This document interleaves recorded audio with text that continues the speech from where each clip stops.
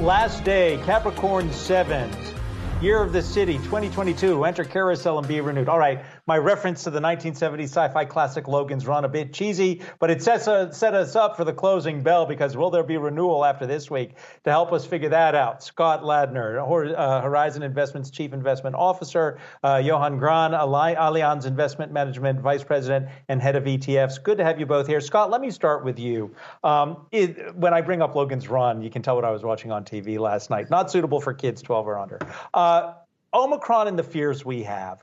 There will be renewal. Are we overdoing it with the sell-offs we witnessed because of the fears about this pandemic?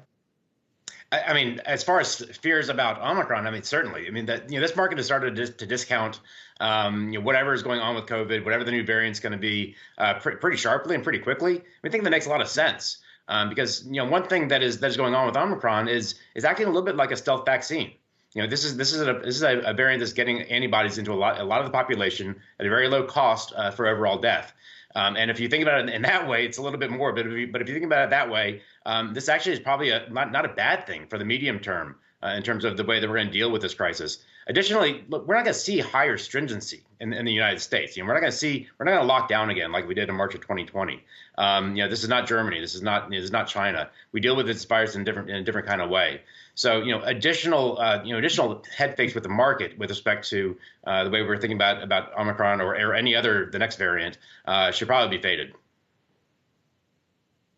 Johan, really quick here. You mentioned that betting on equities in 2022 is a tough value proposition and betting on bonds is even tougher. With that in mind, where are you seeing opportunities for investors right now? Well, it's really, it's twofold, right? So you have the equity market is still there, right? You still have an equity risk premium in the market. So I'm not trying to propose that there's nothing there to be had. It's really more about finding a way to access equity markets, with making sure that you have some type of level of risk mitigation placed inside of your portfolios on the downside. Really what it comes down to is a trick, when especially for people that are nearing retirement or they might be in retirement, when you don't have income to put back into the market, you can't really buy the dips. It makes it really tricky, right? So you need to be invested in a way that gives you what you're looking for, even if you can't find it perhaps in the most natural spots that you have for quite some time already. All right, we are going to get the closing bell in essentially 25 seconds. So let's see where the markets are setting up at this point. The Dow it's going to be a flatliner. The Dow is going to probably be flat, and there you go. S&P 500 is going to be off about 0.5%. The Nasdaq is going to be off about 1%. We're going to finish the trading session with that closing bell from the New York Stock Exchange in 3, 2, 1. Ring it, please.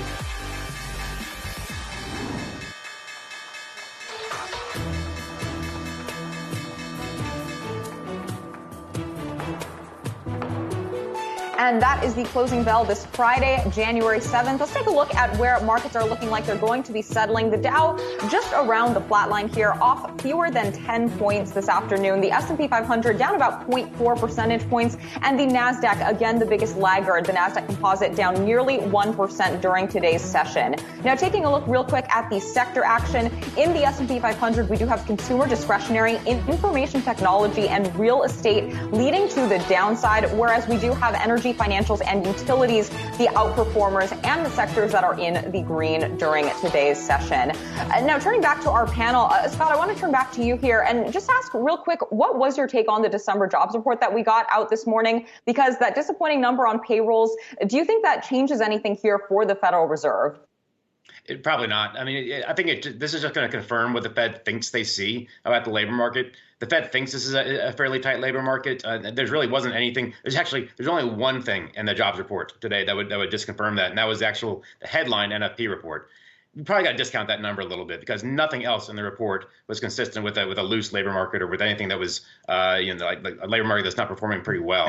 So everything from earnings, from wages to the household survey to everything else we looked at in participation rates, everything kind of sniffs and smells like a fairly tight labor market. Probably not going to knock the Fed off of either a March or a May hike.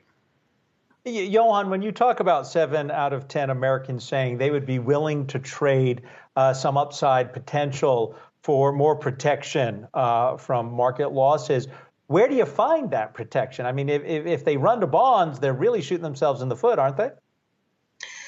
Yeah, that's the hard part, right? So for you could put money in bonds, but the writing is kind of on the wall, right? And Scott alluded to this too. And with the Fed, moving ahead, you will probably argue that they're not just behind the inflation 8 ball, but they're also behind their own narrative as it relates to what they've been communicating. And clearly, that's what you've seen in the bond market, this week with the 10-year really, really rallying way up on the rates, right, and the 30-year as well.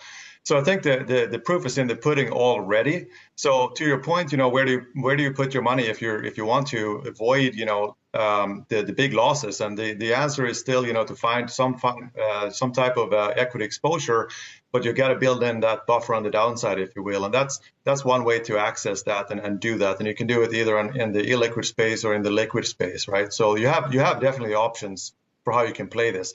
Most people are okay with 7 or 8% gains. Most people are not okay with 20% losses, and there are ways to access those type of structures. Scott, we'll be getting a pickup in quarterly earnings season next week with some of the big banks, including JP Morgan Chase, reporting results. What are your expectations for fourth quarter earnings and how markets might respond to what we'll be hearing from some of the major companies? I mean, as far as the financials go, we think they're going to be pretty good. This has been, this last year has seen a lot of trading activity.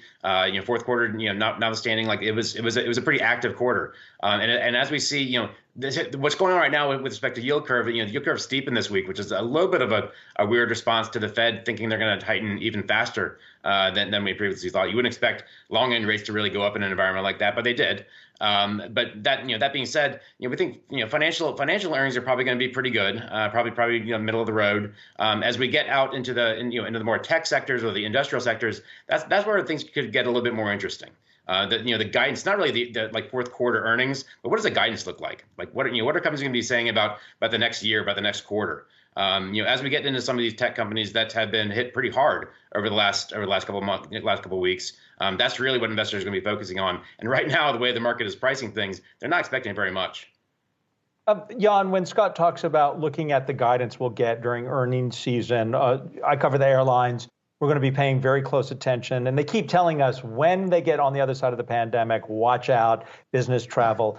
At what point as an investor do you say, they keep telling me when, and it doesn't seem to come forward? At what point do you say, I'm done with this investment and move on?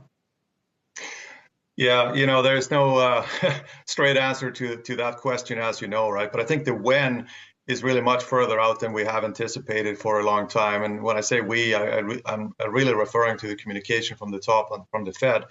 We know that the term of transitory has been outdated. We know that it's always been really like a longer in the tooth, if you will, of a scenario.